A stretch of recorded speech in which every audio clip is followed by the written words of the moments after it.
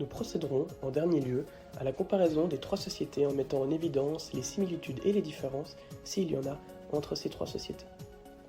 Nestlé SA dispose d'un capital action de 297 600 000 francs.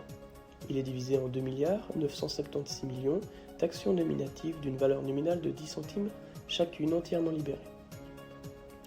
Confiserie du Cré SA, quant à elle, dispose d'un capital action de 100 000 francs entièrement libéré également, divisé en 100 actions de 1000 francs chacune. Les deux structures respectent la règle de l'article 622 alinéa 4 CO qui suppose une valeur nominale minimale de 1 centime. Elles respectent par ailleurs la règle de l'article 621 CO sur le capital comme vu précédemment. Nous pouvons donc conclure que jusqu'ici la différence au niveau du capital entre ces deux sociétés anonymes est le montant du capital action.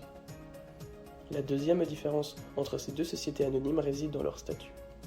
Ceux de Nestlé prévoient un capital action conditionnel contrairement à ceux de Ducré SA. La clause de statutaire prévoit en outre que le capital action de Nestlé ne peut être augmenté d'un montant maximal de 10 millions de francs. Quant à Caterpillar, la principale différence se révèle être l'origine même de la société.